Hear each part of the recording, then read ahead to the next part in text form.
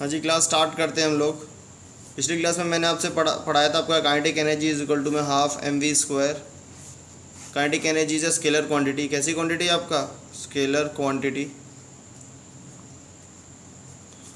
Energy कोई भी हो, स्केलर क्वांटिटी ही होती है आपकी। तो अगर हम बात करेंगे kinetic energy is a scalar quantity, अब इसके बाद हम बात करेंगे relations between kinetic energy and momentum. Momentum याद होगा आपको, लीनियर मोमेंटम।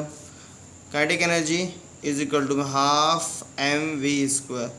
m अपॉन में m अगर हम इसे एक्सप्रेस करेंगे तो शायद कुछ काइनेटिक एनर्जी को ऐसे लिख सकते हैं, हाफ mv का होल स्क्वायर अपॉन m, और kinetic energy is equal to में p स्क्वायर अपॉन 2m। एक ही एक्सप्रेशन आता है आपका। फिर उसके बाद ऐसे भी लिख सकते हैं, p square is equal to में 2m काइनेटिक एनर्जी। एक ही एक्सप्रेशन आता है, या फिर एक एक्सप्रेशन ये आता है 2m काइनेटिक एनर्जी का अंडर रूट। एक इस तरह से हमारी लीनियर मोमेंटम और काइनेटिक एनर्जी के बीच रिलेशंस आता है। अब उसके बाद हम करेंगे आपका वर्क एनर्जी थ्योरम्स। कौन सी थ्योरम्स? आपका वर्क एनर्जी थ्योरम्स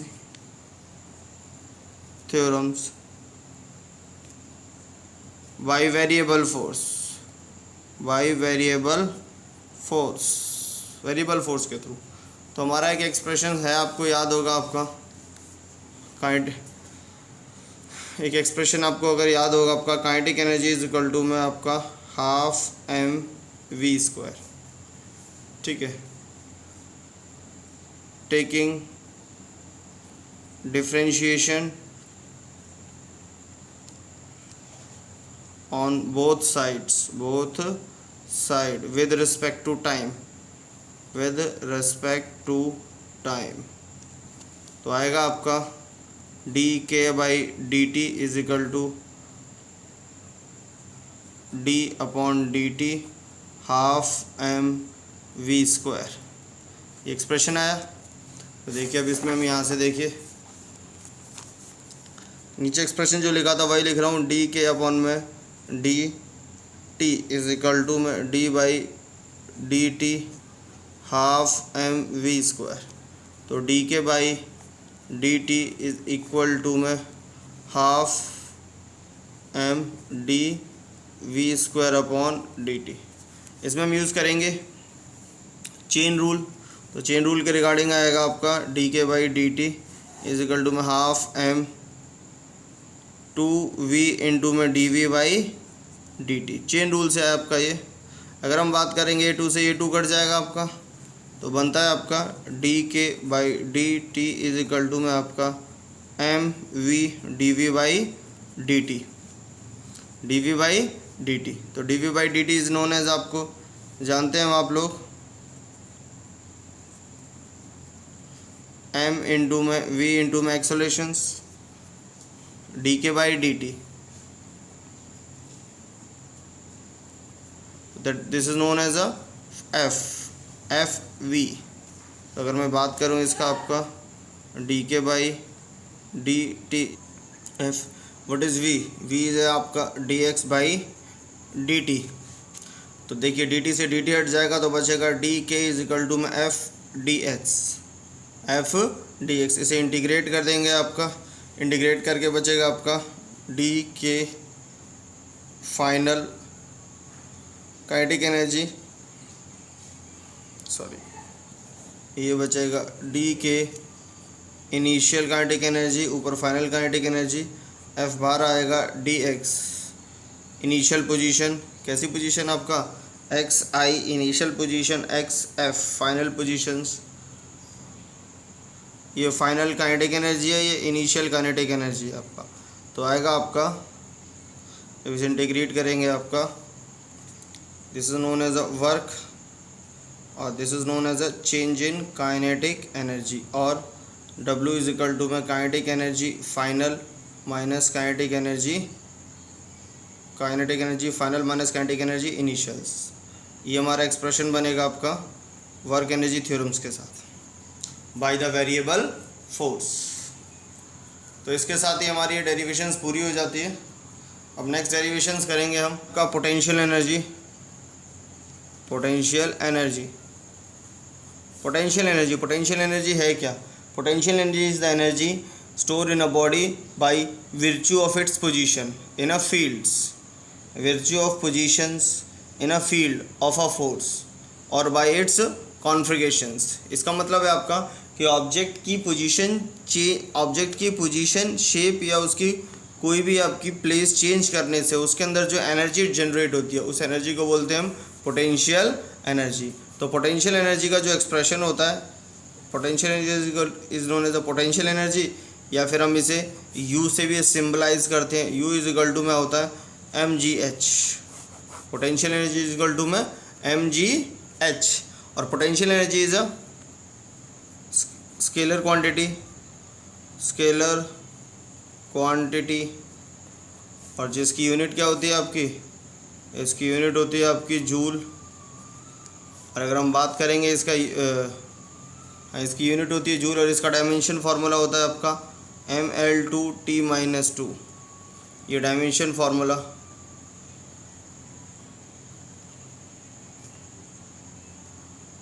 अब देखिए इसके बाद हम बात करेंगे आपका पोटेंशियल एनर्जी तो हो गई। पोटेंशियल एनर्जी हमेशा कंसीडर की जाती है कंजर्वेटिव फोर्स में। कैसी फोर्स? Conservative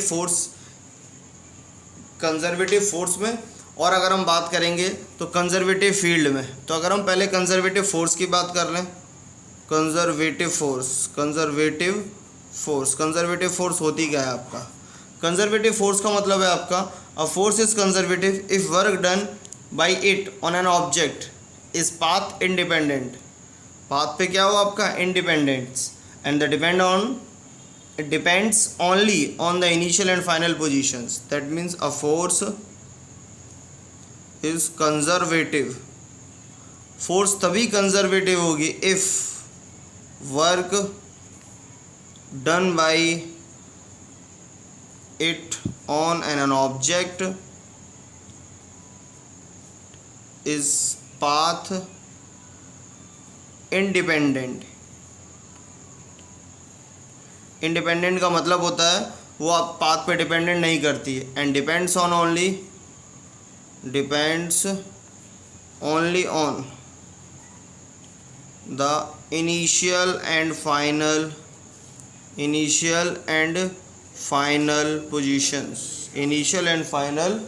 positions. उसकी पोजीशन पर डिपेंड करे। इसे बोलते हैं कंजर्वेटिव फोर्स। कैसी फोर्स आपका? Conservative force. ठीक है। एग्जाम्पल कौन से कंजर्वेटिव फोर्स में जो पाथ पर ही डिपेंड करती हैं? एक ग्रेविटेशनल फोर्स, एक इलेक्ट्रोस्टैटिक फोर्स और एक इसके बाद इलास्टिक फोर्स में आपका स्प्रिंग वाले केस सारे आ जाते हैं आपके।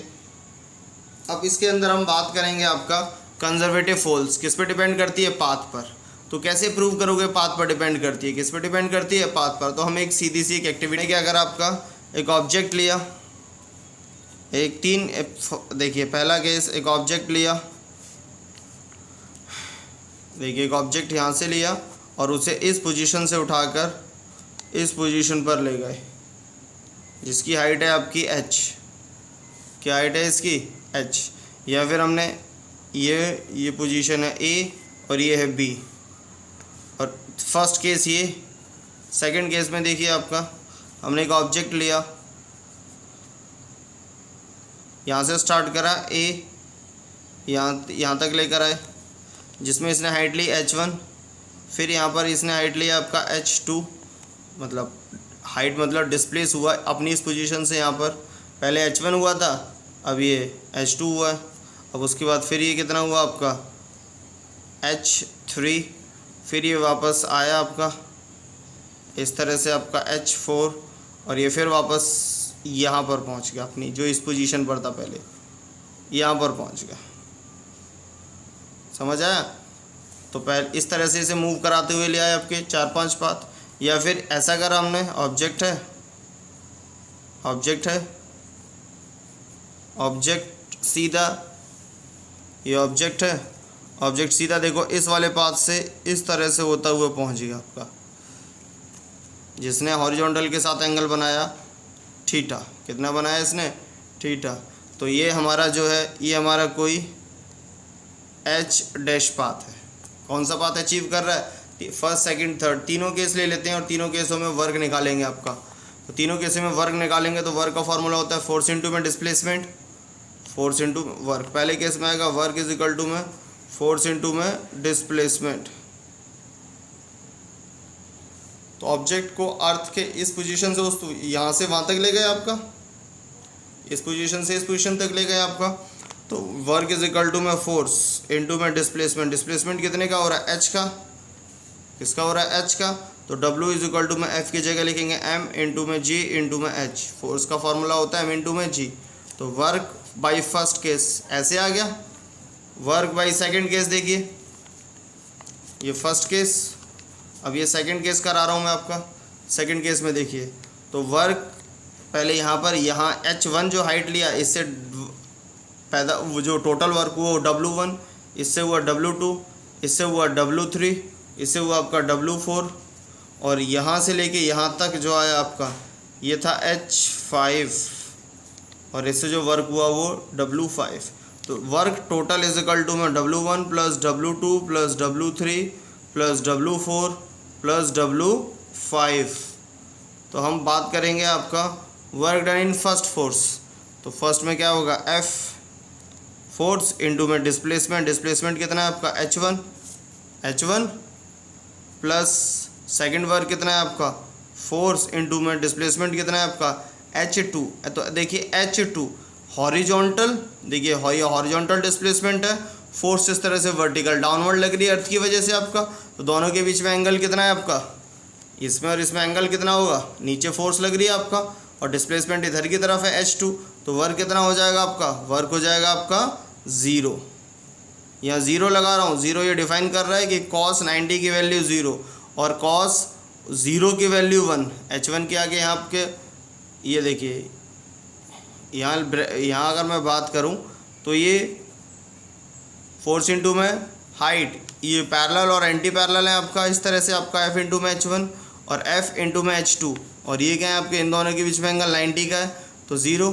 अब ऊपर की तरफ देखिए W3 में होगा आपका F इंटू में आपका H3 1, साइन लगाता चल रहा हूँ मैं आपका 1, ये जो साइन है ये आपका कॉस का फंक्शन है, कॉस का फंक्शन है आपका, ठीक है ना।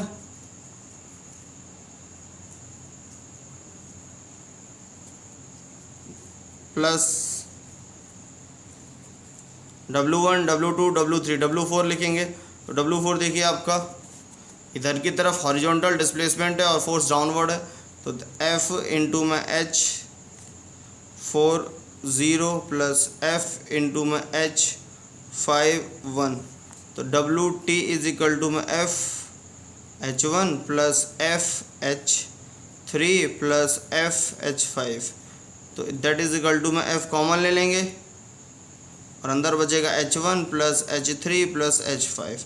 तो देखिए H1 H3 और H5 इन सब का मिला के जो वर्क होगा, जो हाइट होगी वो हो जाएगी H, कैपिटल H के बराबर।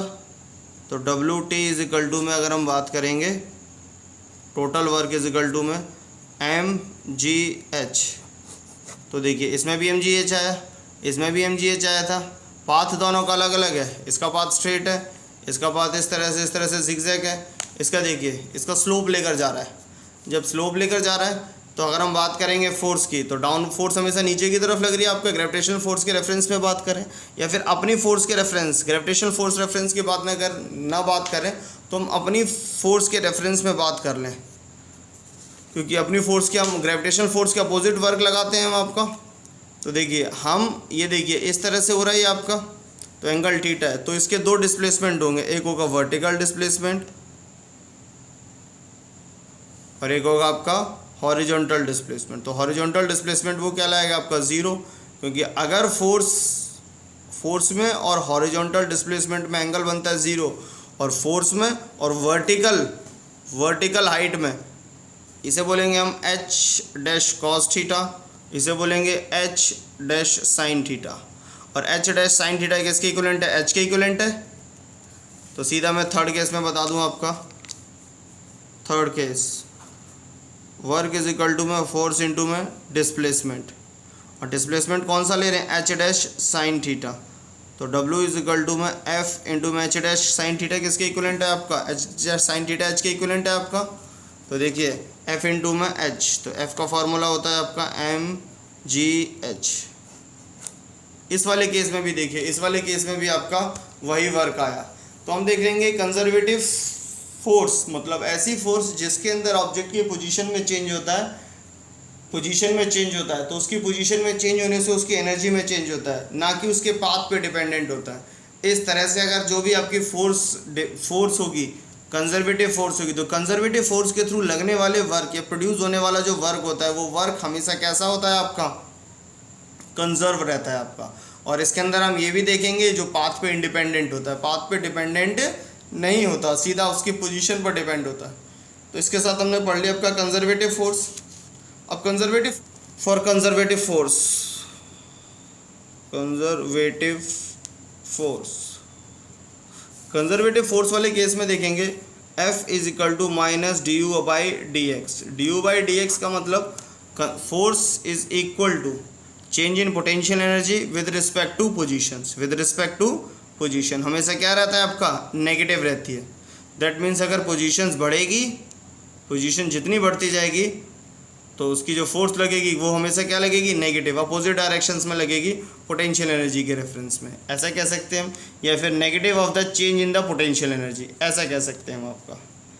ठीक है, जो इसका नेगेटिव है आपका, तो इस is known as a negative work done के रेफरेंस में बोले तो नेगेटिव वर्क डन बोलेंगे, क्योंकि फोर्स और डिस्प्लेसमेंट में क्या होता है आपका, ग्रेविटी के रिगार्डिंग आपका ग्रेविटेशनल फोर्स, क्योंकि कंजर्वेटिव फोर्स तो ग्रेविटेशनल फोर्स ही है। ग्रेविटेशनल फोर्स हमेशा नीचे की तरफ लगेगी और ऑब्जेक्ट की पोजीशन हमेशा ऊपर की तरफ चेंज होगी। तो जिसकी वजह से, समझ रहे हैं ना आप, अगर मैं इसे सरफेस मान लूँ अर्थ का, तो अर्थ की वजह से जो फोर्स हमेशा तो नीचे लगेगी Fg, लेकिन ऑब्जेक्ट का डिस्प्लेसमेंट, वर्टिकल डिस्प्लेसमेंट तो ऊपर की तरफ ही होगा, कुछ वर्टिकल डिस्प्लेसमेंट तो ऊपर की तरफ ही होगा। तो इसमें डिस्प्लेसमेंट और फोर्स के बीच में एंगल हमेशा होता है 180, जिसकी वजह से नेट वर्क आता है आपका नेगेटिव वर्क, जो इसके फॉर्म में रिप्रेजेंट किया जाता है। तो इसे देख लेते हैं हम आपका F is equal to D U by D X. तो F इंटू में D X is equal to minus D U, इसे इंटीग्रेट कर लेंगे हम, तो आएगा आपका F D X X I initial position, X F final position is equal to D U, ये आपका u इनिशियल पोजीशंस और u final position, minus sign आएगा आपका। तो दैट इज इक्वल टू में इसे बोलते हैं हम वर्क, क्या बोलते हैं हम इसे, वर्क, और इसे बोलते हैं आपका delta u, delta u। That means work done by the conservative force, इसका मतलब है work done by the conservative force, वेटिव force is equal to negative of change in potential energy, change in potential energy, change in potential energy. तो ये देखिए, ये लिखा है मैंने, चेंज इन पोटेंशियल एनर्जी।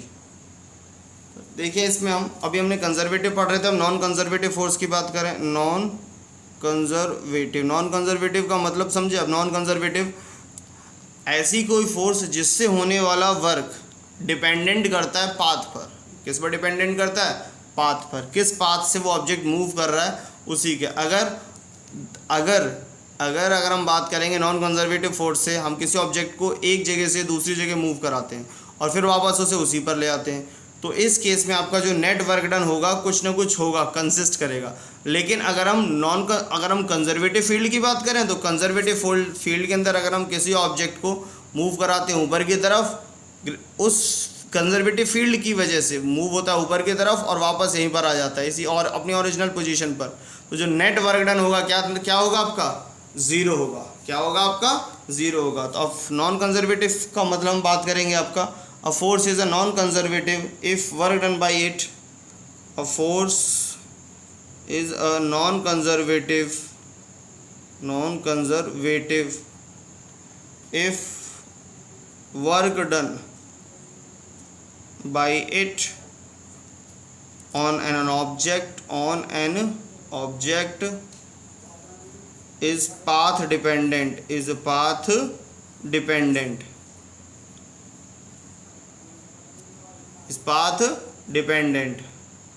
तो देखिए नॉन कंजर्वेटिव और कंजर्वेटिव हमने पढ़ लिया। नॉन कंजर्वेटिव के जो एग्जांपल हैं वो हैं फ्रिक्शनल फोर्स, विस्कोसिटी, ये नॉन कंजर्वेटिव फोर्स के एग्जांपल हैं आपका। अब बात करें difference between conservative and non conservative force. Conservative फोर्स का मतलब it is always be express as a negative of potential gradient, और अगर हम कंजर्वेटिव की बात करें it has no relations with a potential energy. Non conservative field में कभी भी पोटेंशियल एनर्जी एग्जिस्ट नहीं करती है, हमेशा पोटेंशियल एनर्जी एग्जिस्ट करती है कंजर्वेटिव फोर्स की वजह से, ये कंजर्वेटिव फील्ड्स में। लेकिन काइनेटिक एनर्जी दोनों फील्ड में एग्जिस्ट करती है, कंजर्वेटिव और नॉन कंजर्वेटिव। तो हम बात करेंगे दूसरा point, the work done bye it is the dependent of the path of the body. Work done किस पे डिपेंड है आपका? वर्क डन इंडिपेंडेंट है पाथ पर, और इसमें वर्क डन किस पे डिपेंडेंट है? पाथ पर। when the starting and end point are the same the total work is zero। तो मैंने अभी बताया तो ऑब्जेक्ट घूम जाए एक जगह से, आपका ऑब्जेक्ट एक जगह से जाए, ऊपर से घूमे और घूमकर वापस यहीं पर आ जाए, तो जो नेट वर्क होगा वो ज़ीरो होगा। लेकिन अगर हम इसकी बात करेंगे when starting and the ending point are same the total work is not zero, इसके अंदर टोटल वर्क ज़ीरो नहीं होता। और इसके अंदर होता है the work done bye it is a reversible, एक तरफ पॉजिटिव हो जाएगा तो दूसरी तरफ क्या हो जाएगा? नेगेटिव, तो रिवर्सिबल है। लेकिन इसमें क्या ऐसा होता है? Work done bye it is not reversible, यहाँ पर रिवर्सिबल नहीं होता, इरिवर्सिबल कह सकते हैं हम। तो principal of conservation of mechanical energy, एक और स्टेटमेंट आ जाता है, ये कहता है आपका principle of conservation of mechanical energy. Mechanical energy जिससे टोटल, मैकेनिकल एनर्जी समझते हैं ना, ऐसी एनर्जी जिससे कुछ ना कुछ वर्क कराते हैं आपका, उस एनर्जी को बोलते हैं मैकेनिकल एनर्जी। तो कह रहा है आपका principle of conservation of mechanical energy कहता है the total mechanical energy of a system is conserve if force doing on it are conservative. अगर ऑब्जेक्ट पे लगने वाली फोर्स कंजर्वेटिव है तो उसके अंदर जो नेट चेंज है काइनेटिक एनर्जी और पोटेंशियल एनर्जी का, वो हमेशा क्या रहता है आपका? सेम। तो क्या बना रहता है आपका? सेम। इसे ऐसे भी कह सकते हैं the energy can neither be create nor be destroy. Energy can neither be created nor be destroyed, it can be converted into one form to another form। तो ये आपका कई जगह यूज़ होता है, ये आपका थर्मोडायनेमिक्स में, एक आपका लॉ ऑफ थर्मोडायनेमिक्स में भी आता है आपका फर्स्ट लॉ ऑफ थर्मोडायनेमिक, वहाँ भी कुछ इस तरह की डेफिनेशन होती है आपकी, यहाँ भी कुछ इस तरह की बनती है आपकी कि एनर्जी एक फॉर्म से दूसरी फॉर्म में कन्वर्ट हो जाती है कंजर्वेटिव फील्ड के अंदर, दैट मीन्स अगर हम बात करेंगे ऑब्जेक्ट की, देखिए अगर मैं इसमें बताऊँ आपका फील्ड में, इसमें बात करेंगे हम, ये देखिए मैं आपको बताने की कोशिश कर रहा हूँ। देखिए अगर कोई ऑब्जेक्ट है, यहाँ पर कोई ऑब्जेक्ट रखा हुआ है और ये हमारा अर्थ का सरफेस है आपका, यहाँ पर h = 0 है, तो h = 0 है, तो इसका मतलब अगर h = 0 हो गया तो यहाँ पर mgh = 0, तो पोटेंशियल एनर्जी यहाँ पर क्या हो जाएगी? ज़ीरो। क्या हो जाएगी आपकी? ज़ीरो। लेकिन अगर यहाँ से किसी ऑब्जेक्ट को ऊपर की तरफ फेंका जा रहा है, थ्रो किया जा रहा है, तो जब हम किसी भी ऑब्जेक्ट को थ्रो करते हैं ऊपर की तरफ तो v होता है आपका मैक्सिमम, वेलोसिटी क्या होती है आपकी? मैक्सिमम, जिस वजह से पोटेंशियल एनर्जी, काइनेटिक एनर्जी का जो एक्सप्रेशन बनता है वो बनता है हाफ mv मैक्स स्क्वायर, और जिससे यहाँ पर काइनेटिक एनर्जी क्या हो जाती है आपकी? मैक्सिमम। तो देखिए जहाँ पर हाइट 0 है वहाँ पर पोटेंशियल एनर्जी तो 0 है, क्योंकि पोटेंशियल एनर्जी क्या हो जाएगी इसकी? 0, और काइनेटिक एनर्जी क्या हो जाएगी? मैक्सिमम। लेकिन जैसे ही ये ऊपर की तरफ जलती जाएगी, बॉल जलती जाएगी, ऑब्जेक्ट जाता जाएगा ऊपर की तरफ, एक समय ऐसा आएगा ये काफ़ी अपनी मैक्सिमम हाइट पर पहुंच जाएगा, जैसे हम बोलेंगे हम एच मैक्स, मैक्सिमम हाइट इसने अचीव कर ली आपकी। जब इसने हाइट मैक्सिमम अचीव कर ली तो इसकी पोटेंशियल एनर्जी वहाँ पर बन जाएगी mgh मैक्स, मैक्सिमम हाइट। तो पोटेंशियल एनर्जी क्या हो जाएगी आपकी? मैक्सिमम हम बोल सकते हैं आपका। हाइट मैक्सिमम तो पोटेंशियल एनर्जी मैक्सिमम, हाइट 0 तो पोटेंशियल एनर्जी 0। लेकिन जब ये अपनी मैक्सिमम हाइट पर पहुंचेगा तो इसकी वेलोसिटी क्या हो जाती है वहाँ पर? 0। वेलोसिटी क्या हो जाएगी उसकी? 0। समझ रहे हैं ना आप? किसी भी चीज़ को ऊपर की तरफ जब थ्रो करते हैं, थ्रो करते करते एक समय ऐसा आता है उसकी वेलोसिटी 0 हो जाती है, और 0 होने की वजह से वहाँ पर उसकी काइनेटिक एनर्जी क्या बन जाती है आपकी? काइनेटिक एनर्जी = हाफ mv की जगह 0 का स्क्वायर, हाफ m v की जगह 0, तो काइनेटिक एनर्जी क्या बन जाएगी आपकी? 0। तो इससे काइनेटिक एनर्जी आएगी 0। तो देखिए एक एनर्जी नीचे काइनेटिक एनर्जी मैक्सिमम थी, ऊपर काइनेटिक एनर्जी 0 है, यहाँ पर पोटेंशियल एनर्जी 0 थी, यहाँ पर पोटेंशियल एनर्जी मैक्सिमम है। तो दैट मीन्स एक एनर्जी तो लगातार मैक्सिमम से कम की तरफ हो रही है और एक एनर्जी कम जो 0 थी 0 से बढ़ रही है। तो दैट मीन्स एक एनर्जी आपका इंक्रीज हो रही है और दूसरी एनर्जी डिक्रीज हो रही है। तो इसे हम साफ तौर पर कह सकते हैं आपका energy can neither be create nor be destroy, it can be convert into one form to another form. Energy ना ही क्रिएट कर रहे ना ही डिस्ट्रॉय कर रहे, कंजर्वेटिव फील्ड के अंदर, और एक फॉर्म से दूसरे फॉर्म में कन्वर्ट कर रहे हैं। पोटेंशियल एनर्जी को कन्वर्ट किया जा रहा है काइनेटिक एनर्जी में और काइनेटिक एनर्जी को कन्वर्ट किया जा रहा है पोटेंशियल एनर्जी में।